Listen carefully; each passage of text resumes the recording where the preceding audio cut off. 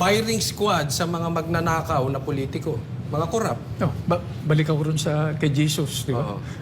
Pero kasi iba ito iba yung death penalty. Ito, firing squad ang hinain. Talagang Hindi, ang tanong, bakit? Bakit firing squad? Ba't hindi lethal injection? Bakit hindi... Kasi para magbigay ng leksyon, para hindi natularan yung mga magnanakaw po sa posisyon. Ito hindi po panglahatan para doon lang sa mga nakaupo. Ako, tutol ako dyan. Di ba? Parang hindi na nga perfecto yung sistema, ipa-firing squad mo pa. Kung nagkamali ka, walang recall mechanism yung... Di ba, pag piniring squad mo na, oops, walang option Pero ang sabi naman daw po doon sa batas na sinusulong, hanggang may finality sa Supreme Court. Proseso na naman. Matagal na naman. No? Justice delayed is justice denied. Papatagalin natin, appeal, di ba? Sa sistema natin, aregluhan, di ba? Lagayan, di ba? Tumatagal. Naiipon yan Kaya, pati yung National Penitentiary natin, pinasyalan ko yan nung chairman ako ng Committee on Public Order, no? Kalahati ng nakakulong. Hindi dahil sa with finality, kalahati na nakakulong doon, at least, walang abogado. Hindi, I agree with you, Senator. Pero kasi yun, sinasabi nyo, ito yung mga mahihirap na walang kakayanan o hindi, ito yung mga naaapi. Pero ito sinasabi ko, ito yung mga pwede na nating sabihin na mga bilyonaryo to. Kasi ito yung mga korap. Kaya kapag ikay korap, siguro ang legion ang abogado mo. Ako siguro, ang mas precise na sagot is, wag muna. Wag mo na.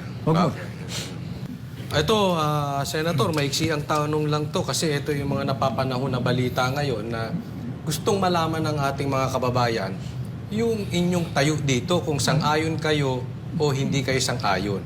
Sorry, pag ganun ba, yes or no lang o pwedeng maiksing paliwanag? Pwede kang mag-yes or no, tapos maiksing paliwanag. Pero lalahatin ko na para pero 4 lang naman ito Itong kasi drug test sa mga nakaupong mga politiko. Kasi sa inyong mga uniform men, meron kayo minsan di ba, surprise drug test. Okay? So drug test. Number 2, itong ayuda. Sorry, kung pwede. Sige, drug test muna tayo. Drug test muna.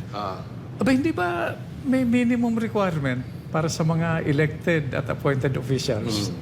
Yung drug test, procedural yan Isama mo hindi, dapat pag inupo ka, matino ang pag-iisip mo, may puso ka, above average intelligence.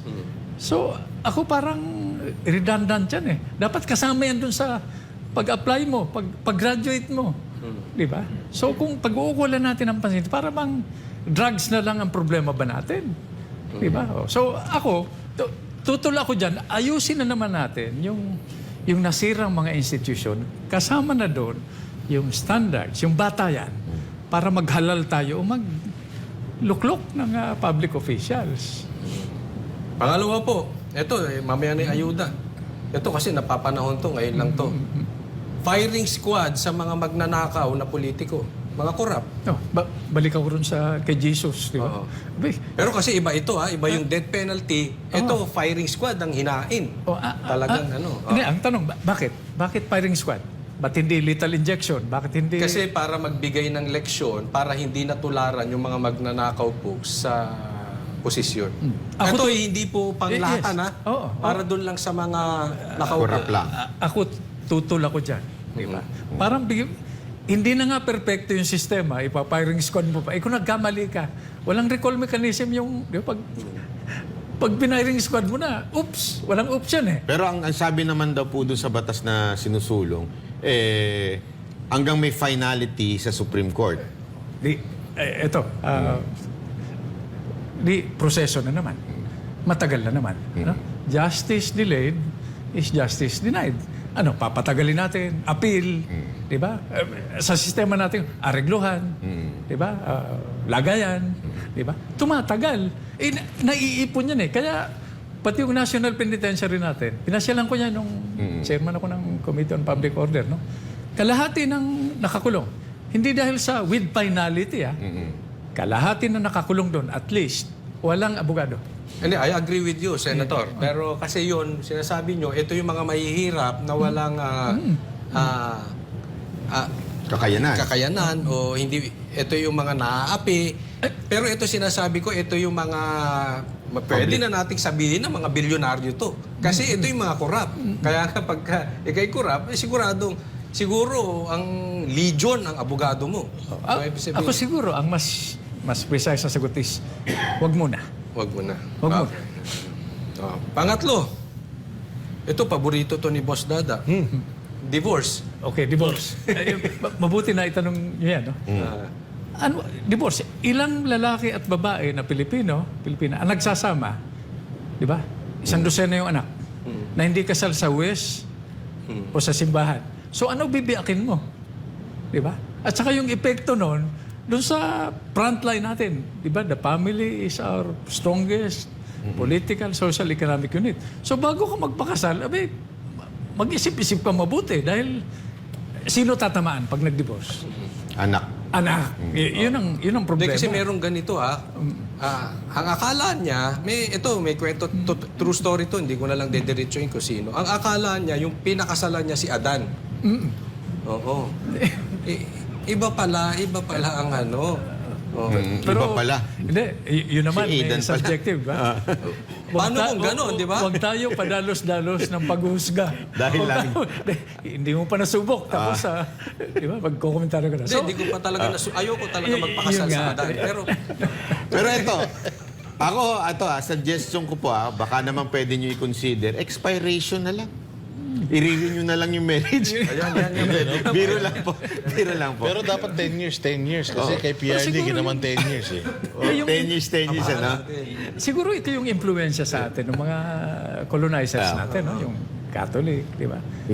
Pero nakakatuwa na, yung impluensya nung religion sa atin, no? Si Jose Rizal, 24/7 ang bantay, national hero. Di ba? Hindi naman siya anti-Spaniard, anti-clergy. Di ba? Tutol talaga siya. Talagang kalaban niya yung mga nakasutanan, no? Tinatanong nga ako minsan, no? Ito, share ko lang sa inyo. Senator, ba't ganun itsura mo? Para kang nalahian ng Sabi ko, yung lola ko, yung ninuno ko, no? Balingkinitan yun, morena. Di ba? Naliligo nun sa sapa. Katapat nun yung simbahan. Nag-aerobics yung praile. Nakita yung lola ko, pinasadahan. Ganito itsura ko. Para palang kwento ni David yan, tsaka ni Bathsheba. No? Oo. Mabilisan lang at sang-ayon o hindi kayo sang-ayon. I-impeach si Sara, VP Sara, pangalawa, sang-ayon ba kayo na ang Pangulo at ang Speaker of the House ay magpinsan? Well, halo-halo na yung issue niya, no? Yung sa impeachment, masunod lang yung proseso. Sang-ayon. Masunod lang yung proseso. Transparent, predictable, ebidensya. Hindi yung sa korte, kung may pagkukulang, kung may pananagutan, sa korte. Di ba? Huwag natin naman ibabad sa 6 o'clock news. Dahil nagkakahusgahan Mabilis ang paghusga. Para ano pa yung... Pagdating mo ron guilty ka na pala sa pananaw, ano pa poprotektahan mo? Mas mahalaga yung pangalan, yung reputasyon, no? So, pag proseso, sundin lang yung proseso, transparent, walang trial by publicity, okay lang. Di ba? Dahil kung hindi natin kayang ipataw yan sa matataas na opisyal, sinong mga pangkaraniwang mamamayan ang ligtas sa violation ng constitutional rights, no? Yun ang pananaw ko dyan. Yung pangalawa, Senator, yung... Tingin niyo po ba ito'y ethical na ang nakaupo daw na presidente ay pinsan naman niyang speaker? Unang-una ba't pumayag yung kamara? Di ba? Related yan doon sa dynasty. Bakit sila na lang? Wala namang iba. Ako, ang feeling ko kuminsan, pag bumoboto ko, hindi dahil sa nag-file tayo ng certificate of candidate, para bang ito na lang ba pagpipilian? So mas marami ang pagpilian, pero dagdagan natin ang kaalaman ng botante para yung mapanuri sila at yung mga choices nila informed naman. Hindi ito kursunada lang o type ko lang, no? Hindi ito pormahan lang. Public service, mabigat yan, Karanasan, kakayahan at yung willingness na magsakripisyo.